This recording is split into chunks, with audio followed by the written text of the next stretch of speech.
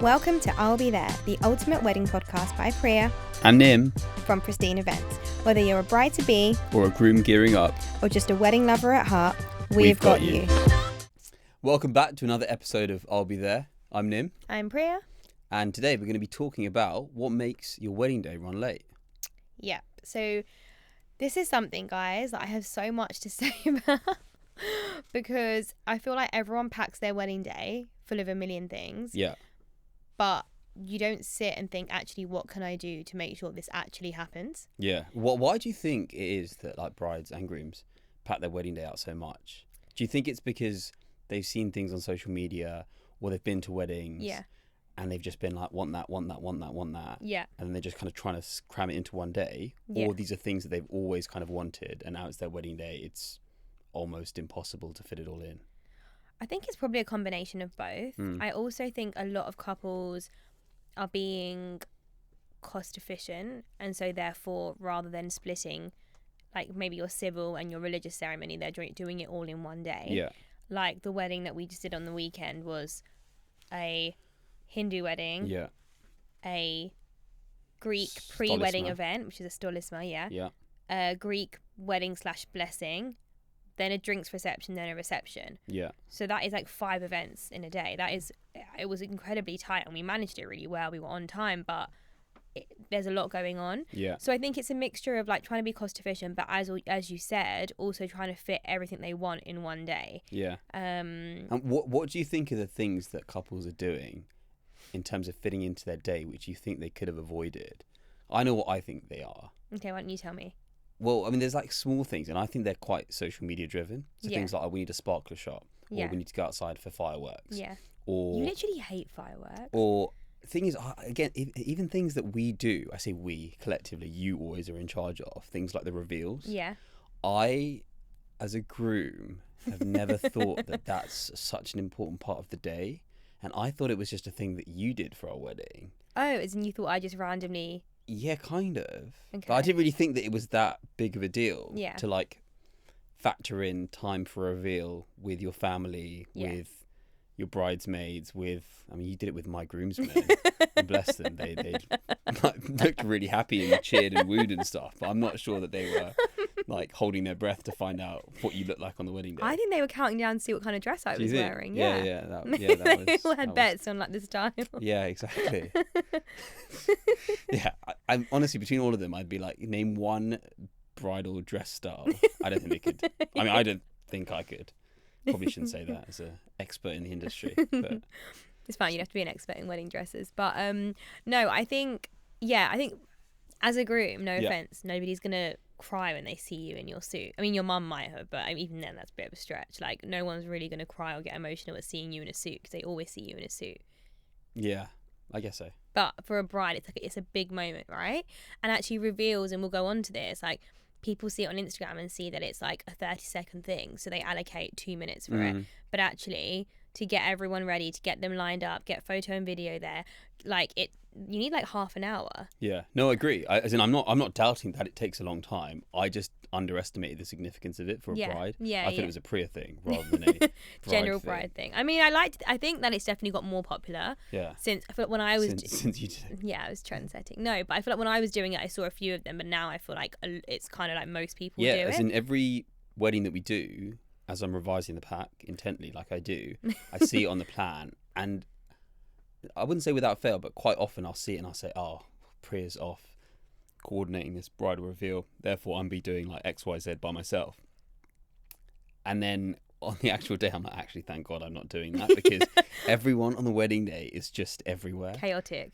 And I think that leads us nicely on to, well, I mean, one of the biggest things that can cause delays on the wedding day, which I think actually, it shouldn't be, but it's immediate family. Yeah. 100%. The closest people to you can often be responsible for the biggest delays in your wedding day. Preach, sister. Yeah. You wouldn't think that, right? I mean, not even just having a wedding planner. Yeah. But I think often people have multiple meetings, especially for a sort of big scale wedding or a wedding that we would be involved in.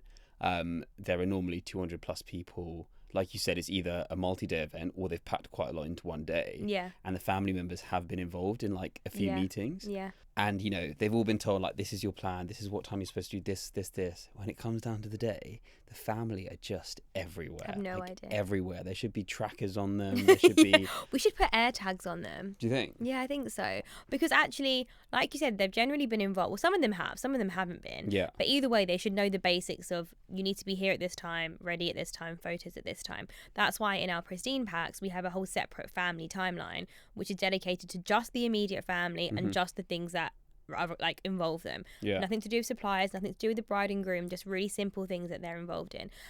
But what the issue is, immediate family members get really overexcited or get really flustered, one or the other. If they're really overexcited, it's because they know all their siblings are coming, their mates are coming, like they're just really excited to have everyone together. So then instead of getting ready, they're going down to be like, oh, let me go and have breakfast with my family. Oh, this person's coming, I want to go and say hi to them. And then next thing you know, they've had no idea of time, they're missing the family photos. And like for the couple, you can't really go and do things without having your family photos taken first, right? Like you can't miss those photos out. So it just delays everything. That is such sorry to interject, that is such like dad of the bride or dad of the groom energy. That his friends, his work colleagues, his distant relatives have come and he needs to welcome them in, which I get it completely. Like he wants to show them that this is, you know, the day that he's put on for his daughter or his son, and, you know, be hospitable. But ultimately you should factor that in earlier on, or I don't know, get a stunt double to do that. No, I think you need to be really strict with your family and be like, you can go and like see people and socialize and do whatever once the photos are done, or in the lunch break. Like you have to make it really clear. Do not leave the bridal suite or your hotel room area or wherever you're getting ready, because the minute they leave, trying to find them is the hardest thing in the world. The amount of times me and you have run around venues trying to find the father of the bride, the mother of the groom, because they're off, like they're naturally worrying about their guests, which is really sweet, but then all it does is delay the morning side, because you can't do certain things without obviously your parents or siblings there. So I feel like for the whole family issue, have a separate timeline for them, brief them separately just on that timeline, because if you overload them and give them a whole timeline about supplier access and turnaround, they're not going to remember and they're going to feel overwhelmed. Just tell them their key parts. Make a separate WhatsApp group and pin that picture of the timeline in there so they can refer to it. And ideally have a sibling or a cousin or someone who you trust who's responsible for the parents and grandparents, because they're the ones who go a bit more AWOL, I think. Right? Yeah, for sure. I think it's always, I mean, I don't think it's the grandparents. It's quite difficult for them to get AWOL, just generally based on their mobility. But it's often the parents, and this is what we've said it previously, and I'll say it again. Your parents should have very minimal roles and responsibilities on the day. They shouldn't be putting hampers in people's rooms. They shouldn't be getting things from the van or unloading things. They shouldn't be having to pick people up or drop people. They shouldn't be doing any of these things. Their responsibility is just be present at the wedding day. And we will do all of these things, or in the planning process we'll have delegated who should be doing these things, because the minute they do these things, that's how all the delays happen. And we're looking for them, we're trying to ring them on their number, but because this bespoke venue is in the middle of nowhere, there's no signal and we can't contact them, and everything gets pushed back by 10 minutes. And then there's this awkward tension between the bride and her parents, or the groom and his parents, because they're stressed, and then it just causes a knock-on effect, and it also just kind of starts the day off in a bad way. Agree. I just think give family members the bare minimum to do. Agree. Also, as much as you're like, oh, it's fine, they've been in a few meetings, they still don't know any of the logistics. Like, they don't know who certain suppliers are, so it's just a lot of stress to put them under. Just let them just enjoy the day and get coordinators, i.e. us. And these are most of the things that we're going to cover in today are going to be things that are happening on the day that you might have to then respond to, like be reactive to. But I think it'd be good to talk about some things couples can do in advance. And these are things that we prep our couples to do, to be proactive, to try and kind of like factor in possibly running late, buffer time, and things like that, to avoid it happening on the day. And I think one of the most obvious ways, and you tell all of our couples this, is on your invite to print out and to tell your guests that you should be coming 15 minutes before the actual time. So say breakfast or entry starts at 9, tell them to come at 8:45. Don't do it too early. Don't say 8:30, because then you might have guests who follow it to the T, come super early, decorators haven't finished, staging hasn't finished, caterers haven't set out the food, and people are going to get annoyed. And the venue might get annoyed. They might not have even opened at 8:30. But yeah, I think 15 minutes is definitely some time that you can put in, and inevitably your guests are going to come late. Yeah. Well, I mean, I think you've got to know your family, right? Like sometimes if you've got really like incredibly late family members, and some of our couples do, they end up putting it a little bit earlier. And if you've got people that are really prompt and they are like stickler for time, then obviously you don't have to do it as much. But I think, agree, having that buffer time where also, even if people are aiming to come on time, sometimes there's traffic, sometimes they get lost. If it's like a venue in the middle of nowhere, you can miss a turning, you might not be able to see the sign. We've done that before when we're driving to venues for the first time, we like might miss it. Parking, sometimes like if it's a massive like the parking spaces are like far away from the actual venue, by the time they park and walk, like all these things are additional things that they haven't factored in but can make things run late. So I think just having that buffer time on an invite is key. And to add to that, for weddings where they've packed quite a lot into the day and it starts off with a breakfast before the ceremony or other event, I think saying that the breakfast finishes 15 minutes before it actually finishes is a good thing to do. The reason for that is, and maybe this is from experience, which I shouldn't be saying as a coordinator or planner, is that you'll look at it and you'll say if breakfast is lasting for an hour, for example, and it says on the invite, okay, breakfast will be from 9 to 10, I'll be like, I'll get there at 9:45. But if everyone thinks that they'll get there at 9:45, breakfast then physically cannot close at 10 o'clock because there's going to be all of your guests coming at 9:45. So I think you say that it finishes at 9:45 and then keep it open till 10. Yeah, that's a good idea. That's a good point. Thank you. And then other things you can do in terms of the lead up would be just like little things. So we said about obviously prepping your family members, then also speaking to your suppliers, which you would do anyway, but making sure, if you aren't a pristine couple, which you should be, but making sure you've got a uniform timeline that is aligned between all of your suppliers. Access times, like when they're de-rigging, turnaround times, all these specifics in terms of like who's setting up what when, who's moving chairs, who's moving tables, who's providing what.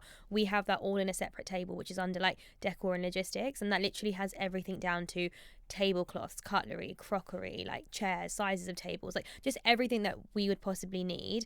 But I think just like ironing that out before means that again on the day there's no delays, because decor are like, oh, we're not moving the chairs, I thought venue are, and venue's like, we're not moving the chairs, I thought catering is, and then it just that just delays things. So I think just making sure all your suppliers have been briefed, they've acknowledged what they're responsible for and timings, and and they're good to go.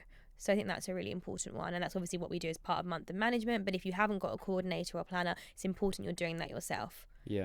Another point which I feel really passionately about, and I feel like Pristine has made this a thing, so I didn't really hear anyone speaking about this before, if I say so myself, is packing of your stuff, right? Brides in particular have so much stuff to pack, especially if you're staying the night before, staying the night of. Like you have makeup, hair stuff, outfits, jewelry, clothes to wear when you're getting ready, clothes to wear in the turnaround, your like pajamas, like just there is so much stuff. Like so.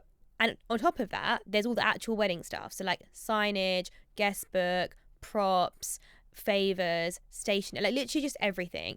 And if you haven't packed that efficiently, it just means whoever's setting it up on the day is not going to know what anything is. And that means it's going to be delayed, and they're going to keep disturbing you to be like, oh, hey, sorry, do you know where this is? I can't find this. Do you know where that is? So we always tell our couples, when they book with us, they get sent the Pristine packing protocol, but it has a really clear system of how to pack everything, which is separating everything into boxes. So you have like a ceremony box, a lunch box, a drinks reception box, a reception box. So anything relating to those events is in separate boxes. On top of that, on top of the box, there's like a contents. So in here there is 10 these, 200 programs, 1 guest book, 3 pens, and then the same for lunch, same for so that way we know what's in there. If anything's not in there, we can then obviously check, but at least we've got something to refer against. And it just means on the day, like since we've been doing that, I think our team and you and we can all say it's made our lives way easier. Because before it was just like looking for a needle in a haystack. Exactly. And not only does it make it quicker because we're there, but even if you didn't have a planner or coordinator, having things organized, it's not good enough to just say I've brought all the stuff to the venue and it's in 15 different rooms. Like you have to put it all together, and I think having a box or a pack or some sort of protocol that you're following will save you so much time, because like we're used to this, right? We do hundreds of weddings a year, but if you're getting a family friend to kind of help out whilst you're getting married, whilst you're sort of getting ready, that family, like, they're going to be looking here, there, and everywhere. So it's going to take them twice as long. Yeah, no, I completely agree. And also, it means that when you're packing, it will trigger you to be like, oh, am I missing this? Yeah. Am I missing that? So I think that's a really key part of the day as well. Yeah. And inevitably, whoever's setting that, whether it's us or a family friend or whoever, if they are spending twice as long doing that, it means they're spending way less time doing what they should be doing. Mm-hmm. So just bear that in mind, and that can also lead to delays. A final point in terms of like prep in the lead up, we kind of touched on it before in terms of like invite times, but also just some like notes for guests. Like I said, if for example, if it was Central London wedding venue, we would then ask our couples to prep guests in terms of like where the nearest NCP is, how far the walk is, maybe booking spaces in advance, like all these kind of things that are just going to mean that on the morning it's much easier and more efficient. Similarly, if it's the middle of the countryside and it's bad signal, maybe be like, download your route before, parking is here, there's this many spaces, you might need to go to an overflow car park. Like just give guests as much information as possible so that they are less likely to faff around, basically. Things like there's no cloakroom. Yeah. Or if they're staying at the venue, what time is check-in? And if check-in's at like 3 and the ceremony starts in the morning, where are they storing their luggage beforehand? Is it in the reception luggage room? Have they got a separate designated storage space? Like, this will just stop you getting bombarded with questions on the day, and it will stop guests faffing around being like, oh, I don't know what to do with my luggage. So just try and prep them as much as you can. Okay. Very good point. Now let's go on to the actual day. Okay. Right, so I think we touched on this earlier about obviously family and them getting ready, but I don't think anyone has ever seen real chaos until you have seen the bridal suite the morning of a bride's wedding. It is wild in there. There's also, it depends, there's loads of different vibes. You never really see it because you're always doing setup, and I'm obviously with the bride and the bridesmaids and stuff. You either have the really hyped up one where like the girls are all vibing, like it's good vibes, like chilling, or you have the really stressed one because things are running a bit late, or the bride's a bit nervous, or the bridesmaid, or sometimes bridesmaids are really stressy. They don't like their dresses aren't steamed, their makeup's running late, like whatever. So there's a lot to manage and a lot going on. But in any room where there's multiple women getting ready, it is chaotic. So things that you need to do would be to have a bridesmaid hair and makeup timetable and stick to it. Plan that in advance. Who's going first? Ideally have separate hair and makeup artists, so that way multiple people can get ready at the same time. Prep your bridesmaids in terms of like asking them to steam their dresses beforehand. So if they're steaming on the day, it's just like top up steam. It's not like getting all the creases out and getting it to look great, if that makes sense. Getting the accessories ready and just like shoes, lipstick, bag, like all these things, just have it all ready. And then whatever time they need to be ready for photos, tell them half an hour before. It sounds like the theme of this episode is just to lie to everyone. So that you kind of need to. You kind of need to, because do you know what's funny? Can't trust anyone, basically. No, you can't. It's funny because but not even bridesmaid. You kind of need to lie to yourself. If you think, okay, I need to be ready at 11 to start photos, you need to tell hair and makeup to get you ready by like 10:15. Because, and it's funny because look, when I tell this to brides initially, they're like, oh no, I don't want to be ready too early because my makeup's gonna like go, my hair's gonna go flat, like I don't want to be ready early. And I'm like, if you don't trust me on anything else, trust me on this, just be ready a bit earlier. They're like, no, and I'm like, just trust me. Comes to the morning of the wedding, they're like, Priya, thank God you put that time in. I couldn't find my contacts, didn't know where my glasses were, couldn't find this, needed to change my hair again because I didn't like that. So actually you ended up using that extra time. So the same with bridesmaids, like it is chaotic. There's a lot going on. One of them probably won't like their makeup, so want to go and redo it. The other one would have lost her shoe. The other one's trying to take selfies. Like there is a lot going on. So just give them an extra half an hour or hour. If they're ready early, fine. They can go and get breakfast. They can chill, take photos. No, they can't. If they go get breakfast, unless they've been allocated time to get breakfast, they just sit there patiently and wait. Silently. Because this reveal is going to happen and then they've gone missing. Yeah, literally. So I think even if you aren't doing a reveal, if you've got any sort of bridal party, including mums, sisters, sister-in-laws, bridesmaids, get them ready half an hour before. If you're doing reveals, in your timeline, separate to them getting ready, you need at least half an hour reveal time. And let me explain why it's half an hour. First of all, getting 4 to 10 girls, no matter how many, all ready at the same time, all in the same room, all lined up, takes time. Then making sure the bride's there and ready. Then getting photo and video there ready. Once the reveal's done, I'm going to be honest, photo and video will probably make you redo it 2 or 3 times because sometimes the first reaction isn't good enough. Wait, what? Yeah. So it's not actually legit all the time. Well, it depends. Sometimes I've seen some and they're really emotional and really, or like really high energy. Or sometimes I've seen some and they're a little bit dead. So then obviously photo, video are like from the top. I Let's don't know go what again. to believe anymore. It's just all a lie. Mm. Wedding industry is a lie. Yeah. So yeah, so you have to redo it 2 or 3 times. When the reveal's done, they're then like, right, get together group pictures. So then you're going to have your group photos. Then you might have cute gown ones if you've got gowns or accessories, and you might be pouring the champagne, doing champagne. Like, there's a lot that happens in that half an hour. So factor that in to your time. The same with family reveals. Like, you need time for it. So if you want to do loads of reveals, you better be ready like an hour and a half to 2 hours before your ceremony. With all these things that you're having to like factor in and then get ready slightly early, this is why like brides are having to get up at like 3 a.m. on their wedding day. Yeah. I just couldn't do it. You definitely couldn't do it. No. I wouldn't have a reveal in the morning, I don't think, if I was a bride. I don't think you would. Yeah, no.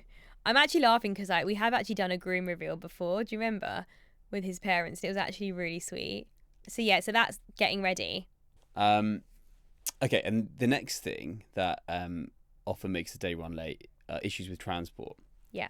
So I mean, I think we've experienced this in 2 ways, right? So if people are getting married in the UK or people are getting married abroad, let's focus on the UK for the time being. So there are a lot of people, it makes sense, that are getting married. They live far from their venue that they're getting married at, right? Yeah. And that means guests may also have to be travelling quite far. Yeah. So what people often do is organise a coach. Yeah.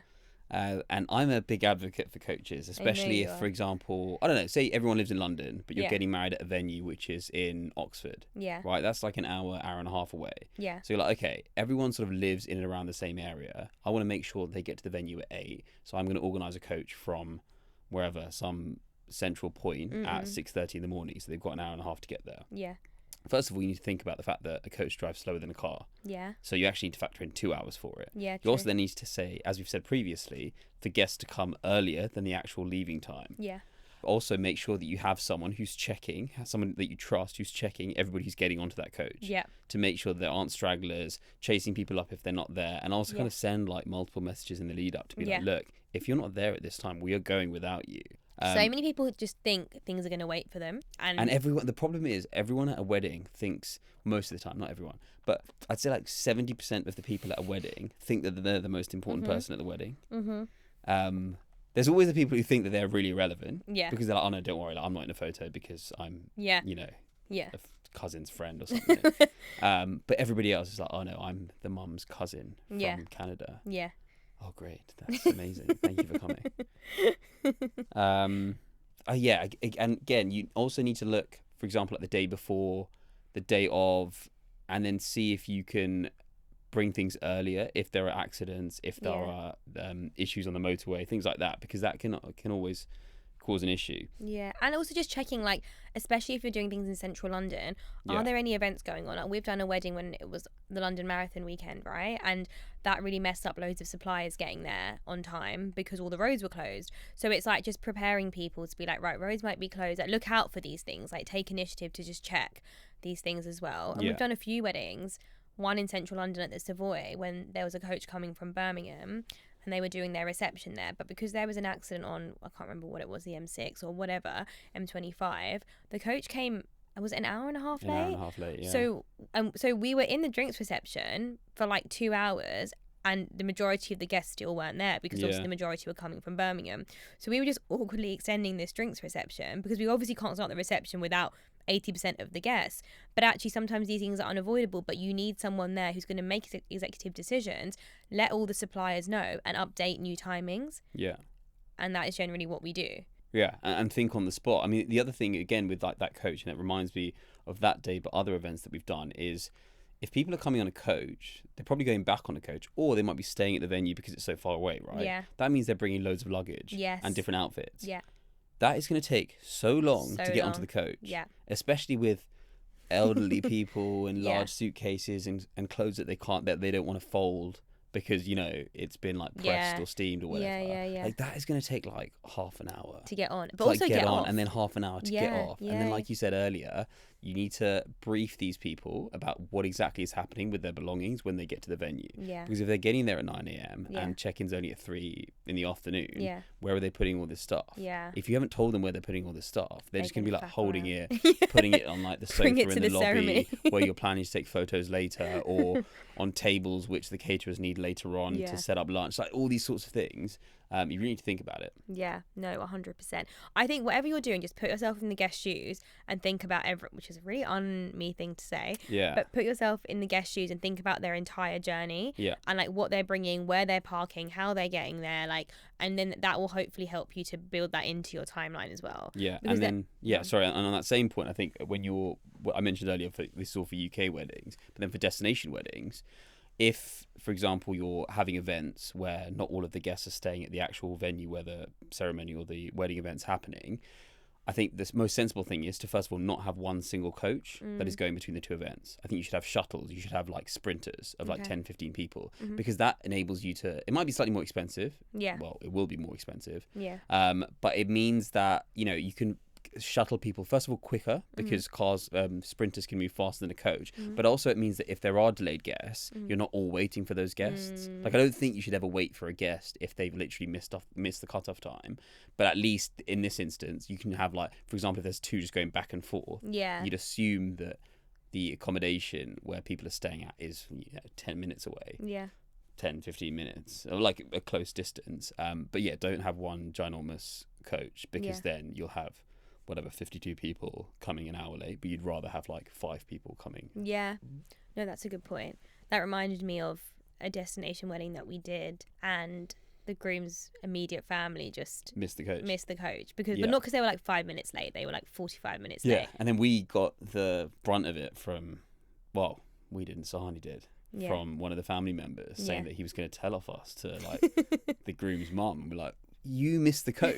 Like, what did you want us to do? We sent the timings out. We can't. And also, the coach driver couldn't stay, but couldn't even wait because he had other jobs to do. Yeah, so he was so apologetic as well, the coach driver. Yeah. But I mean, if you're going to be 45 minutes late, then that's on you. Yeah. This is the problem. People just expect the whole world to revolve around their attendance to the wedding, but that's not the reality of it. And it's like what we said on the destination wedding episode, where as soon as a guest boards a plane to get to a destination wedding, they lose their mind. They don't check their brain in. Yeah, 100%. Okay, cool. And then I think other things throughout the day that can make things run late is when couples don't factor in enough time for certain things. One big thing, and I say this, I actually review timelines all the time, because our couples will send it to me to have a quick check before they get their invites printed.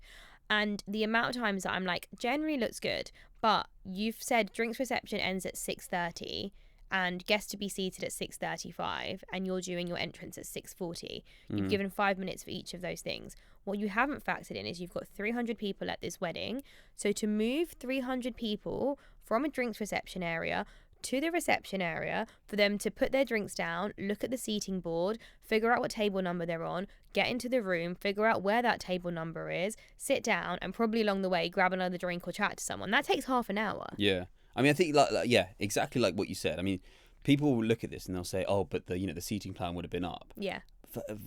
Have a couple of glasses of prosecco, you'll immediately forget what table you're sitting at. Well, you won't even look at it, yeah. But you'll look at it, and then for some reason, people will still then look at it again just before they're about to go in. Yeah. What's worse than that is we're like, okay, great, 6:30, we need to get the guests inside.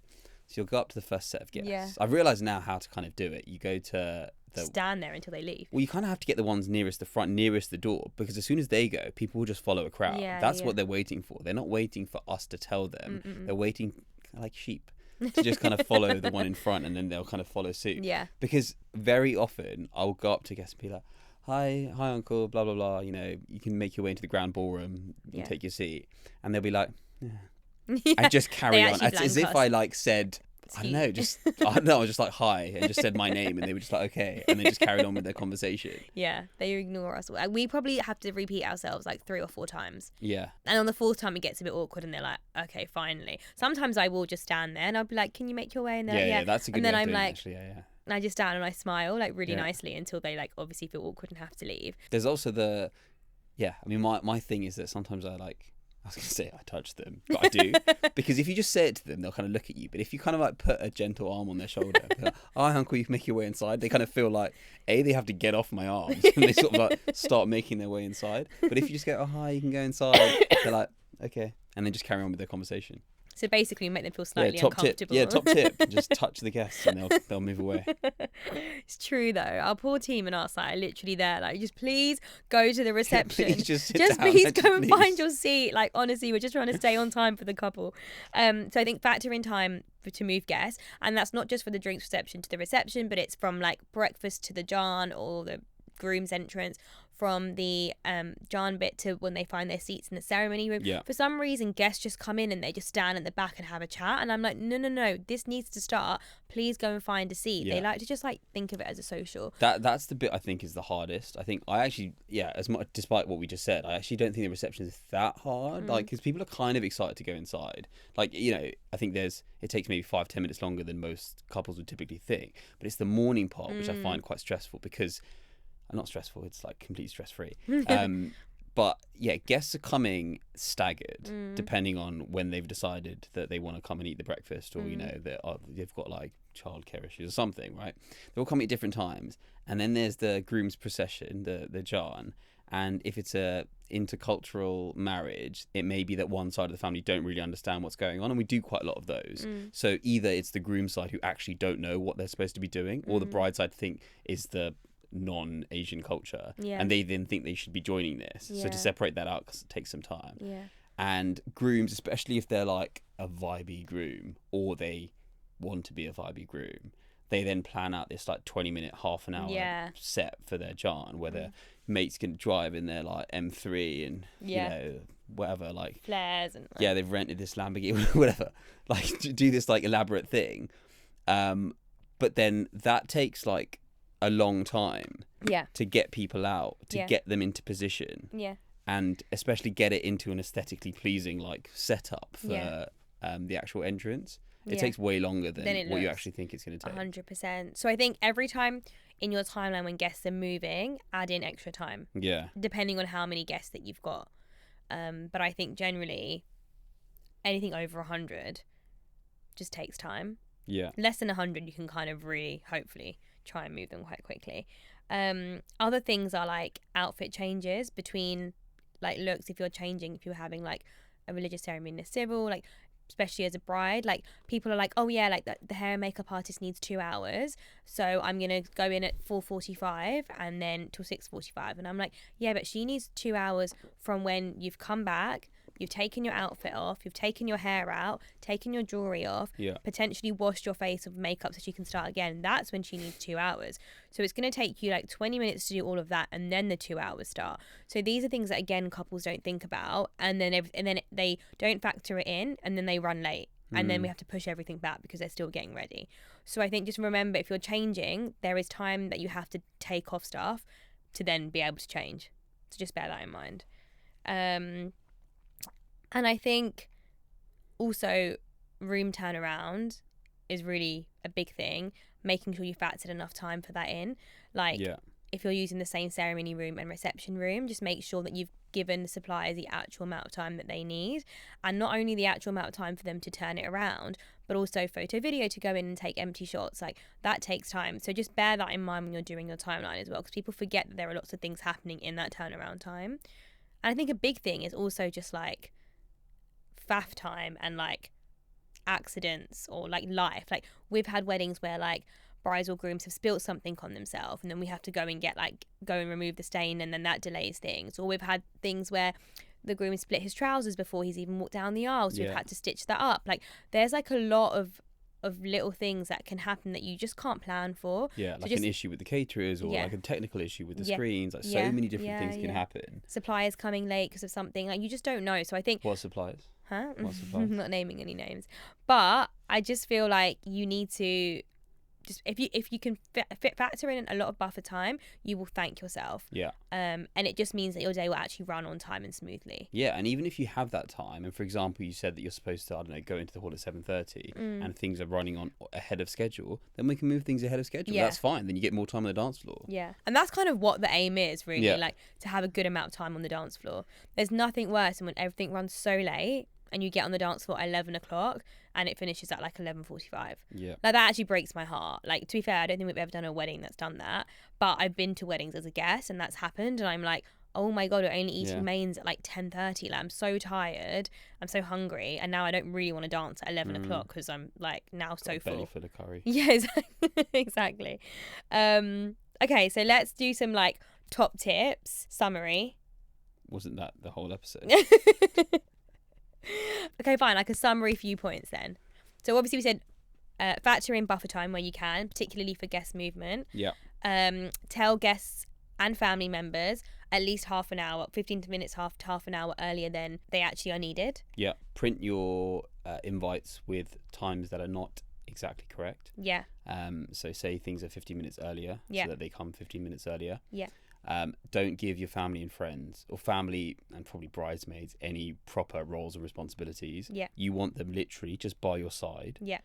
Where they need to be at all times, not going to the car park and greeting guests and liaising with suppliers. Yeah. Because they'll get lost. 100%. Make sure all your suppliers are on the same page and they've all been briefed and confirmed their roles and timings before your wedding, so that on the day there's no like arguments and who's doing what. And if you don't have a coordinator, which you should, then have someone who you trust that isn't your immediate family, but maybe a really good friend, a really close cousin who can be like keeping an eye on time. Because you won't have your watch on you, you won't have your phone on you. The concept of time goes on your wedding day. So you need someone to be like, it's time for you to change now, it's time for you to go up, it's time for you to do your entrance, it's time for you to do photos. So I think just having someone who's keeping an eye on that if you don't have a planner or coordinator.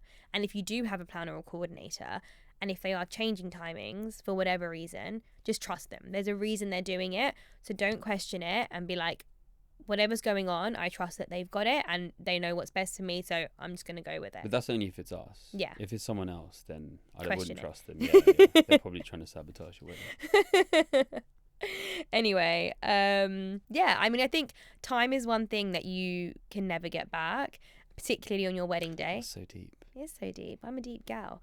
Particularly on your wedding day, the whole thing flies by. You just want all your moments to be intentional and you want to feel calm and in control, and as much as you can. I know it's an emotional day, but you also want to feel like present and in it. You don't want it to feel like this massive hectic rush where you're catching up and you're running late and it's just all over the place. So I think that you will avoid that by planning your timelines well and adding in buffer times. Well said. And booking pristine. Thanks for listening. Please like, follow, subscribe for more.